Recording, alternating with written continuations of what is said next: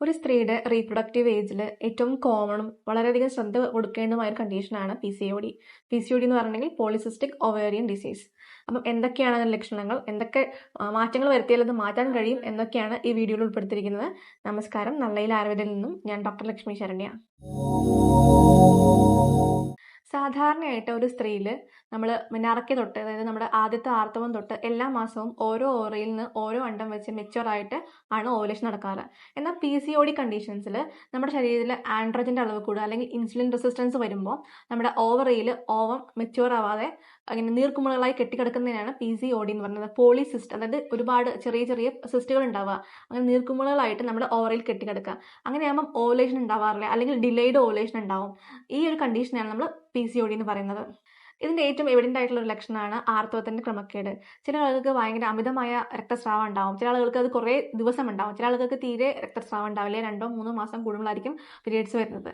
കൂടുതലും കാണുന്നത് നമുക്ക് മുഖത്ത് അമിതമായ രോമവളർച്ച ഉണ്ടാവും, അതിന് നമ്മൾ ഹിർസുട്ടിസം എന്നാണ് പറയുക. അതുപോലെ കഴുത്തിന് ചുറ്റും അല്ലെങ്കിൽ ആംപിറ്റിലൊക്കെ കറുത്ത കളർ വളരെ കൂടുതലായിട്ട് കാണും, അതായത് അക്കാൻഡോസിസ് നൈഗ്രിക്കൻസ് എന്നാണ് അതിന് പറയാറുള്ളത്.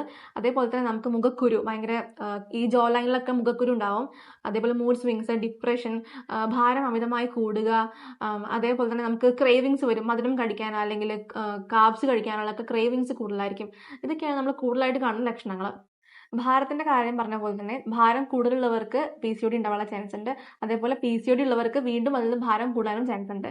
വേറൊരു ലക്ഷണമാണ് മെയിൽ പാറ്റേൺ ബാൾനെസ്, അതായത് തലയുടെ ഫ്രണ്ട് ഭാഗത്തുള്ള മുടി കൊഴിച്ചിൽ, മുടി വളരെ ഹെയർ തിന്നിങ് ഉണ്ടാവും.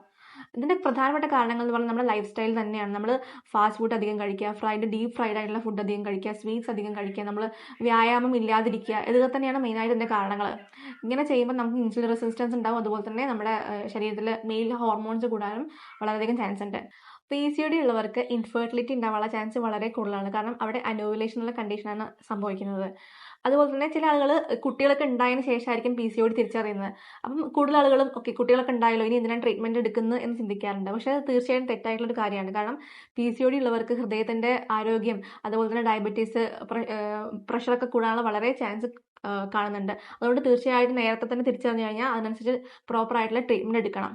ഇത് നമുക്ക് ചെയ്യാൻ കഴിയുന്ന ഒരു കാര്യം എന്താണെന്ന് വെച്ചിട്ടുണ്ടെങ്കിൽ അനാവശ്യമായിട്ടുള്ള ഭക്ഷണം കഴിക്കാതിരിക്കുക, കൃത്യമായിട്ടുള്ളൊരു ചിട്ട നമ്മൾ ഉണ്ടാക്കിയെടുക്കുക എന്നുള്ളതാണ്.